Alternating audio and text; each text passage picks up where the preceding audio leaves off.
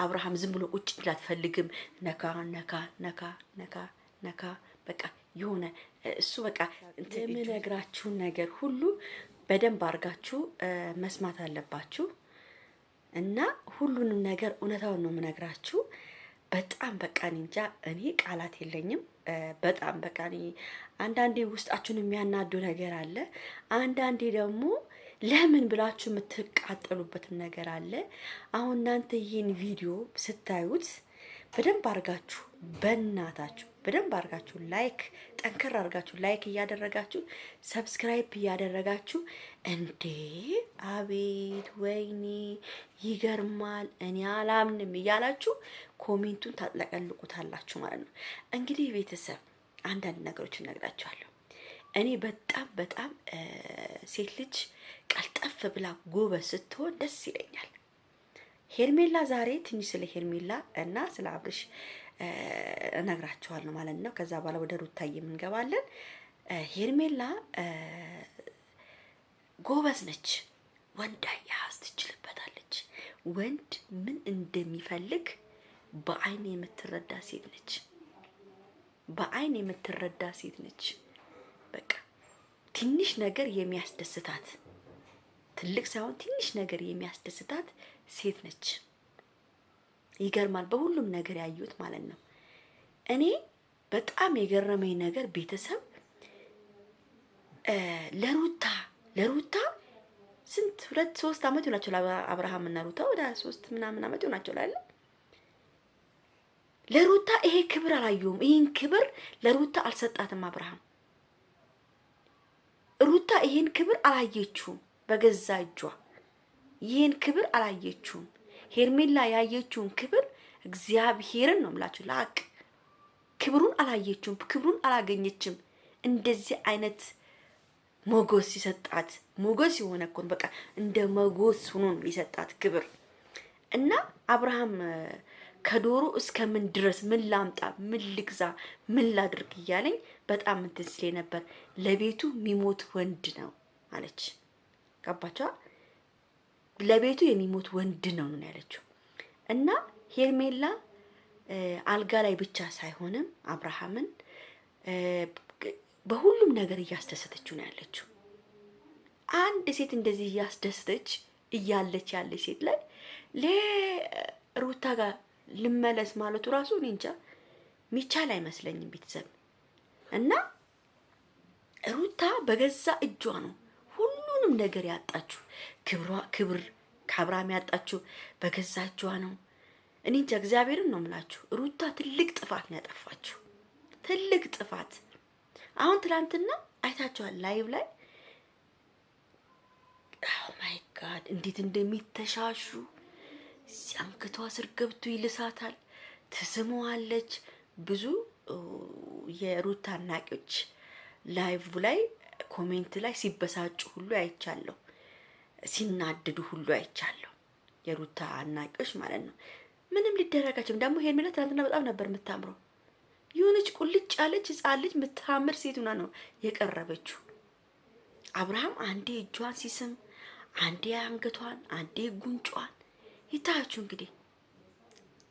ዛሬ ደግሞ ፏርጋ ምግቧን ሰርታ በቃ በሚገርም ሁኔታ የወንድ ልጅ ሁኔታ የምታውቅ ሴት ነች። በቃ መሳም ትወዳለች፣ ማሻሸት ትወዳለች። አብርሃም ዝም ብሎ ቁጭ ብላ አትፈልግም። ነካ ነካ ነካ ነካ ነካ በቃ የሆነ እሱ በቃ እንትን እጁን በቃ ወንድ ልጅ ይሄን ነው የሚፈልገው።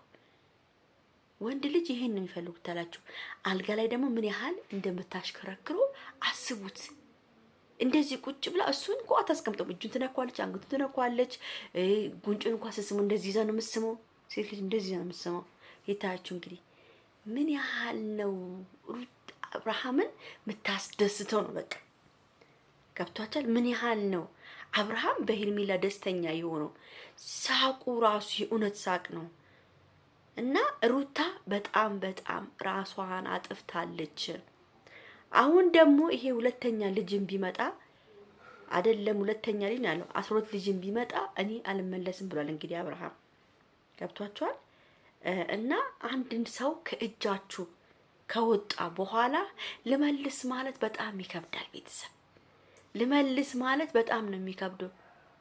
አብሶ እንደ ሄርሜላ አይነት ፈገግቷ ያማረ ሴት፣ ቅርጿ ያማረ ሴት፣ ፊቷ ያማረ ሴት ጋር ሆኖ ልመልስ ማለት በጣም ከባድ ነገር ነው። ቤተሰብ ሚሆን ነገር አይደለም፣ ሚሆን ነገር አይደለም።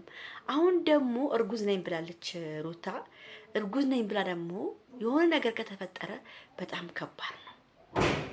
ስለዚህ ሩታዬ ጠንከር ብለሽ ማንነትሽን ማሳየት አለብሽ።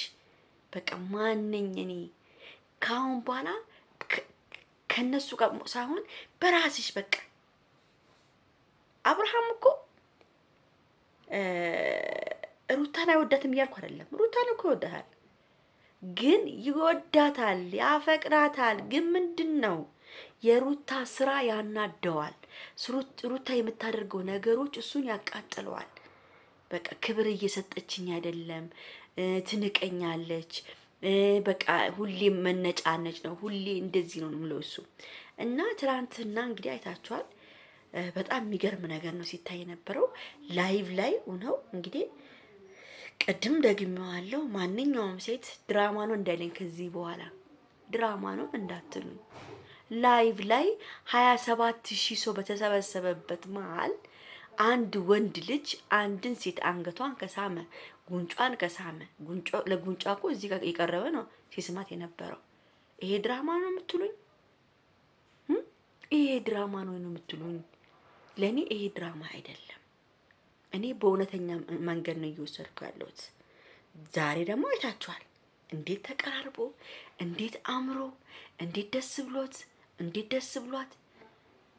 ይሄ ሽልጥልጥ እንኳን አቤል እንኳን ቀን ወጣለት፣ ቀን ወጣለት። ቤተሰብ አቤል ቀን ወጥቶለት ይሄው የሩታን እህት አፍቅሮ ይሄውላችሁ ብዙ ነገር የተፈጠረ ነው ያለው። 2 መኝታ ቤት ነው ያለው። አንዱን መኝታ ቤት አቤል ያጫውታል፣ አንዱን መኝታ ቤት ደግሞ አብርሃማችን ያናገዋል። ገብቷችኋል? ስለዚህ አቤል ራሱ ተመችቶለታል። አቤል ራሱ ድንች ሆነች ቂጣም ጉንጫ አበጠ ቆንጆዬ ልጅ ነው ያገኘው። እኔ የረገምኩት እሱ ቆንጆ ሴት አገኘ። ይታያችሁ እንግዲህ የኔ እርግማን አልሰራም ማለት ነው። ይሄው የፍቅር አጋር አገኘ አቤል። ለካ እህቷን ለማግኘት ሲል ነው አብርሃምና ሩታን ለማለያየት የሞከረው የሌባ። ኧረ በኢየሱስ ስም። ለማንኛውም ቤተሰብ ይህን ቪዲዮ በደንብ አድርጋችሁ ላይክ፣ ሼር፣ ሰብስክራይብ አድርጉኝ። አስተያየት ከመስጠት ወደ ኋላ አንልም፣ እንሰጣለን፣ መብታችን ነው።